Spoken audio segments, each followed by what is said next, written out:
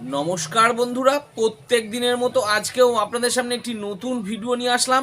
আজকের ভিডিওতে আমি বলবো এই এলডারভিট 12 ইঞ্জেকশন নিয়ে। এই ইঞ্জেকশনটি কিভাবে ব্যবহার করবেন, এর কি ডোজ আছে, এটি কোন কোম্পানি তৈরি করে, এই মেডিসিনটির কত দাম করেছে, এই মেডিসিনটির কোনো বিকল্প মেডিসিন আছে কি না, এবং এই ইঞ্জেকশনটি কিভাবে লাগাতে হয় সব শেষে জেনে নেব এই মেডিসিনটির কিছু পার্শ্ব প্রতিক্রিয়া। তার আগে বলি, এই চ্যানেলে প্রত্যেক দিন মেডিসিন সম্বন্ধীয় তথ্য পাওয়ার জন্য চ্যানেলটি সাবস্ক্রাইব করে রাখবেন। আমার নাম দেবব্রত বসাক, আমার চ্যানেলের নাম দেবা মেডিসিন। তো চলুন ফ্রেন্ড, আজকে কিছু নতুন শিখে নিই। তো ফ্রেন্ড, যে ইঞ্জেকশনটা বলছিলাম সেটি হচ্ছে এলডারভিট 12 ইঞ্জেকশন। এটি এল্ডার ফার্মাসিউটিক্যাল লিমিটেড কোম্পানি তৈরি করে থাকে। এর মধ্যে দুটো ইঞ্জেকশন থাকে। এটি দুটো কম্বো প্যাক দিয়ে তৈরি। এই ইঞ্জেকশনটার দাম করেছে 29 টাকা 70 পয়সা। এটি মার্কেটে বিভিন্ন নামে বিভিন্ন কোম্পানির পাওয়া যায়। আপনাদের অঞ্চলে যেটি সস্তা মনে হবে এবং যার মধ্যে এই দুটো ইঞ্জেকশন, যেমন একটির মধ্যে ভিটামিন সি এবং আরেকটিতে ভিটামিন 12, এই দুটো ইঞ্জেকশন, এই দুটো মিলিয়ে এটি ইঞ্জেকশনটি তৈরি করা হয়েছে, সেটি দেখে ব্যবহার করতে পারেন। তো ফ্রেন্ড, আমি দু একটা মেডিসিনের নাম বলে দিচ্ছি যেগুলো সচরাচর মার্কেটে বেশি চলে। যেমন হচ্ছে কিউরিভিট ইঞ্জেকশন, ভিটকো ফল ইঞ্জেকশন, আইভিট 12 ইঞ্জেকশন, সিবি 12 ইঞ্জেকশন, এরকম বিভিন্ন নামে বিভিন্ন কোম্পানির পাওয়া যায়। এগুলোর সবই প্রিপারেশন এক, যেটা আপনাদের ওখানে পাওয়া যাবে এবং যেটা সস্তা মনে হবে সেটি ব্যবহার করে দেখতে পারেন। তো ফ্রেন্ড, আজকে আমি এই এলডারভিট 12 ইঞ্জেকশন নিয়ে বলছি। এর মধ্যে ভিটামিন সি আছে 150 মিলিগ্রাম এবং ভিটামিন B12 দেওয়া আছে 2500 মিলিগ্রাম। এটি এলডারভিট ইঞ্জেকশনটি দুটো একসঙ্গে মিশ্রিত। এটি পুষ্টির অভাব মিশ্রিত, যা পুষ্টির অভাবের চিকিৎসার জন্য ব্যবহার করা হয়। এটা শরীরের বৃদ্ধি এবং বিকাশের জন্য ব্যবহার করা হয়ে থাকে। এটা বিকাশের জন্য, শরীরের বিকাশের জন্য গুরুত্বপূর্ণ পুষ্টি পূরণ করে। এই এলডারভিট ইঞ্জেকশনটি মাথা এবং হৃৎপিণ্ড স্নায়ুতন্ত্রের সঠিকভাবে কাজ করে। এটা লোহিত রক্তকণিকা গঠনে সাহায্য করে, শরীরে আয়রনের মাত্রা বাড়ায় এবং এর মধ্যে দুটো অ্যাম্পেল থাকে। এই জন্য এটিকে কম্বো প্যাকও বলা হয়ে থাকে।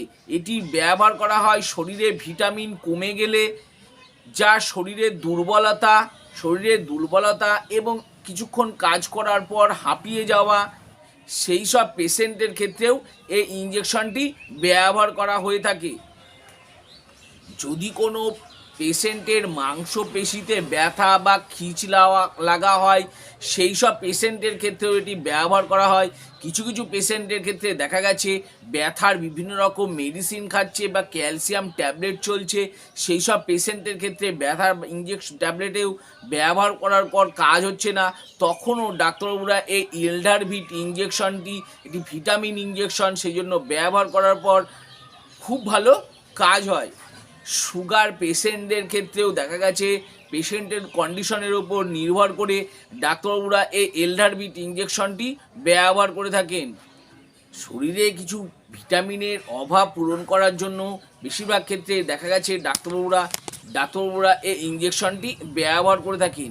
এছাড়া যদি কোনো পেশেন্টের অনেক দিন ধরে ডায়রিয়ায় ভুগছে, ডায়রিয়ার সমস্যা হচ্ছে, তখন দেখা যাচ্ছে শরীর দুর্বল হয়ে গেছে ডায়রিয়া হওয়ার কারণে, তখনও ডাক্তারবাবুরা এই এলডারভিট ইঞ্জেকশনটা ব্যবহার করে থাকেন, যেন পেশেন্ট তাড়াতাড়ি সুস্থ হয়ে যায় এবং দুর্বলতা আস্তে আস্তে ঠিক হয়ে যায়।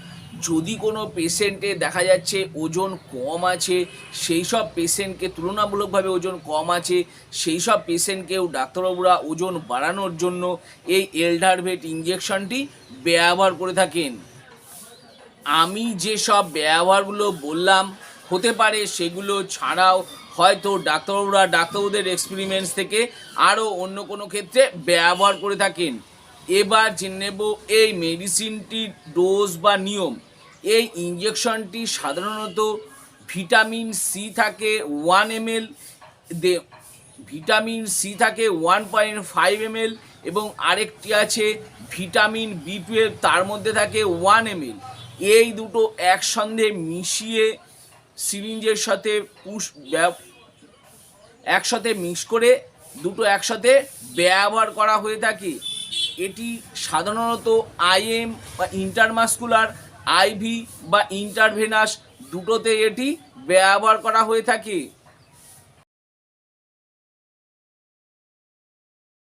অ্যাডাল্টদের ক্ষেত্রে দিনে একবার ব্যবহার করা হয়ে থাকে এবং কিছু কিছু পেশেন্টের ক্ষেত্রে দেখা গেছে দিনে দুবার বা তিনবার বা পাঁচবারও ব্যবহার করার জন্য ডাক্তারবাবুরা প্রেসক্রাইব করে থাকেন।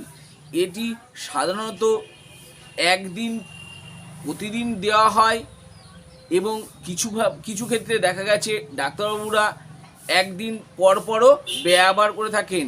ডাক্তারবাবু আপনাকে যতদিন ব্যবহার করতে বলেছেন এবং যেভাবে ব্যবহার করতে বলেছেন সেভাবেই ব্যবহার করবেন, এটি বিনা প্রেসক্রিপশনে ব্যবহার করবেন না। এই ইঞ্জেকশনটা গর্ভবতী মহিলাদের ক্ষেত্রে বা বাচ্চাকে বুকের দুধ খাওয়ানো মহিলাদের ক্ষেত্রেও এটি ব্যবহার করা হয়ে থাকে, যেহেতু এটি একটি ভিটামিন ইঞ্জেকশন।